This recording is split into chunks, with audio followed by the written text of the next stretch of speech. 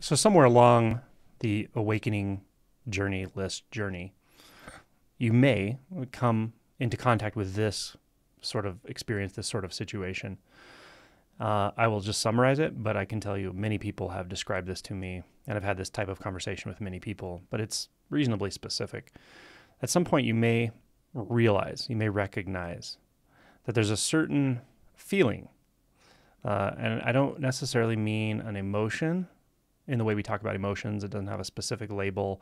I'm not going to say it's fear. I'm not going to say it's helplessness, although it may have those qualities. It's more primary than that, actually. It's a more direct experience, I think. But what it is, and how it's often described, is what I've realized is that all of my life, I've avoided this one feeling. I've avoided this with everything, with mind identification, with the illusion of being a someone, even with spiritual practices, with meditations, with distractions, with addictions. And when somebody sees this, they see it very clearly. Like this is very accurate, actually. It's not a momentary perception. It's not a passing thought. It's actually a really mature and clear seeing of how the identity structure gets formed and what it is that it has a seeming defense mechanism against. Now, some people might describe that as coming into contact with the void. They may describe it as coming into contact with nothingness or the absolute unknown or obliteration. Now, none of these I want to solidify. These are just people's perceptions. These are just the way this is described. But it's a feeling. It's actually kind of a sensation that's at least associated with that. So what do you do in this case, right? The mind will want to know, okay, how do I proceed? Do I just stay there? Do I inquire into it? Do I try to make friends with it? What's the strategy? What's the process here? Actually, in this video, I'm not going to give those strategies and processes. Probably I could change my mind, I suppose, by the end. But that's just not the point I want to make about it, because far less important than what you quote unquote do there is clear understanding of what's happening. Let me say it that way, or a clear view on what's actually occurring. That's the key in my experience.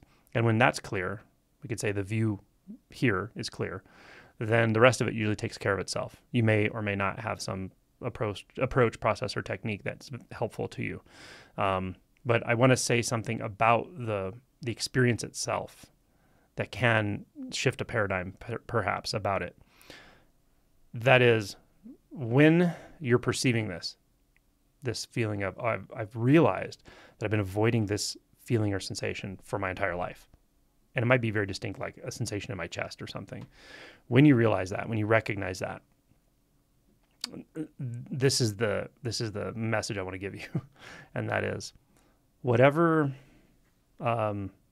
conclusion the mind is making about it, whatever conclusion the thoughts are making about this, even labels, are not inherently accurate. What the mind is trying to get a hold of or understand or process, even by calling it a void, calling it the void or obliteration or the end of you or something, right?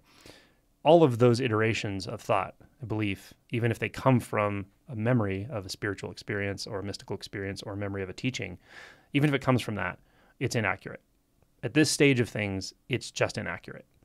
It's not, I can't even say it's wrong, because it's not really in the realm of right and wrong what's happening. It's just the mind is trying to take a snapshot so that it can orient itself. And what's happening is you're realizing that there is no primary agent or entity or separate self that can orient. It's just not there. It doesn't exist, actually. And it never has. But what that looks like to the mind is, oh my God, what do I do with this? Like this void, it's there, it's this big whatever, right? Cliff I'm going to step off of. Understand all the ways you can think about it are just inaccurate. It's like the mind trying to take a picture of that which can never be put into a paradigm, that which can never be enclosed in a thought, that which can never be described or purveyed conceptually. It's trying to take a snapshot of that which is impossible to take a snapshot of. It's like the wrong tool for the job. For instance, I could say a camera, like say an old film camera, right? It has a very narrow bandwidth of frequencies of electromagnetic waves that it recognizes, right? It recognizes color. Maybe there's UV film or infrared or something, but generally speaking, it's this very narrow bandwidth of color. But that's the only bandwidth we're concerned about, because that's the bandwidth of colors we perceive with the human eye. But it doesn't necessarily pick up X-rays or cosmic rays or microwaves or frequencies and wavelengths of electromagnetic radiation that is outside of that very narrow bandwidth of visual light, right? So the analogy I will make is that what I'm talking about would be like the camera trying to take a picture of something that's like extremely high energy, like cosmic rays or something. It just can't see that. It just doesn't see it. But this camera, because it's the mind and it's consciousness is inherently distorting, right? It will try to make a story out of what it can't see. That's all it's doing. It's trying to make a story out of what it can't see. So while there will be, or can be, a physiologic experience of fear, even the fear is unfounded. It's the door that you're afraid to open, because the door says, as a sign that says, whatever you do, don't open this door. But you'll never really know what's on the other side of the door until the door opens and you go through it or whatever, right?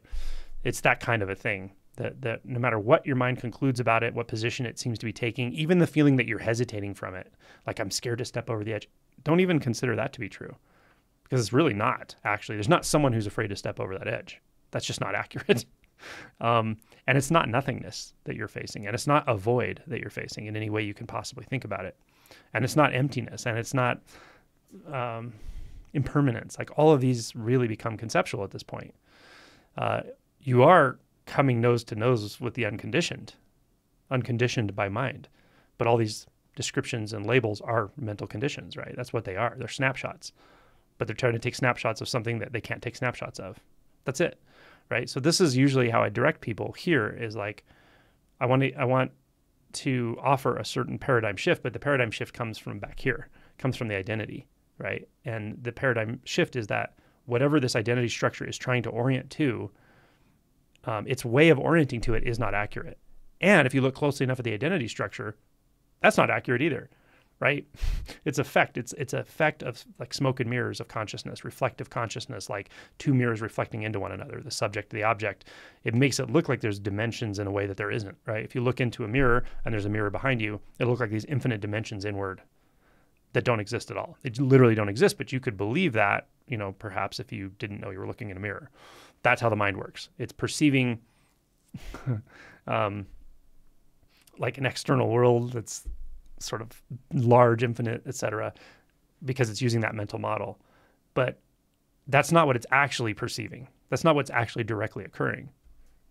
Once you see clearly and realize what's actually occurring, let's say, occurring is not the best word here, but once you realize what it is that is unconditioned by the mind, then all of this falls away. The existential dread, it just falls away because it doesn't refer to anything. It only refers to thoughts. Even though these thoughts seem lofty spiritually, or they seem advanced spiritually, they're not. They're just thoughts. Just like the mistaken thought you had that you believed so-and-so, I don't know, stole your candy bar, and later you found out they didn't, or whatever.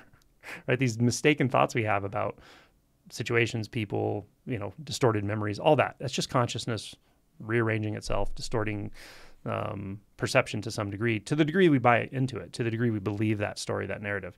Well, if you believe any narrative about the unconditioned, then it's always distorted, always. So the good news is, the bad news is I don't really want to give you a technique, and certainly don't want to give you a label for what your mind is trying to label. Rather, I would say the problem isn't in the void. The problem isn't the unconditioned. The problem isn't the non-dual sense experience. The problem is the one that's trying to put it in a box, the one that's trying to perceive it, the one that's trying to take a position in reference to it. And that part you often see. You often see the part that says, oh, I'm trying to do this, I'm trying to look for a strategy. The part you don't often see is the one that actually thinks this is happening in the way it believes it's happening. That's what I'm really saying. This is not happening in the way you think it's happening. That's the entry to the mystery, right? And that's both a subjective mystery and an objective mystery. That's both a relative plunge and an absolute plunge. That's the beauty of realizing living the relative is the absolute and the absolute is the relative. There's such a fluidity there. So this is an opportunity. Maybe let's just say for a moment you are facing the void, whatever that is, right? Here's an opportunity to face the void of the mind, right? The void of the subject, the void of everything you've ever thought was actually occurring, structured by the sense of self, realizing that most fundamental sense itself is flawed, actually. And that's okay. And when you see that it's flawed, then you can't conclude that there's some net loss, like you're going to lose everything, right? That's what usually happens. Oh, I'm going to lose everything if I step into the void. No, there's no net loss, because loss and gain are of the mind. Loss and gain are conceptual. It's not like that. It's so much simpler. So much simpler. So yeah, that's really what I want to point out here is, like, when you come up against this, the you that seems like it's coming up against this, the belief in coming up against anything,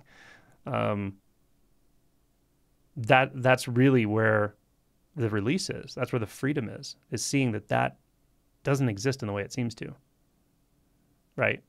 You could also say this is where paradigms themselves start to collapse, or the tendency to formulate a view collapses because you see there is no view that can be formulated to encapsulate the absolute. It's impossible, of course. And that everything in the relative sense is relative. That's it. It has no inherent reality. It's illusory, right? And from that paradigm, you can question the most fundamental, subtle views and paradigms until you realize you don't need any of that. You don't need a view. You don't need a paradigm. You don't need a solution. You don't need to understand. You don't need to plunge off a cliff. None of that's happening. None of it. Hopefully that wasn't too murky. It's a little bit tricky to talk about this because it's kind of the thing where I'm not sure this will land unless you're like right at that sort of perceived precipice. But anyway, hope it's helpful.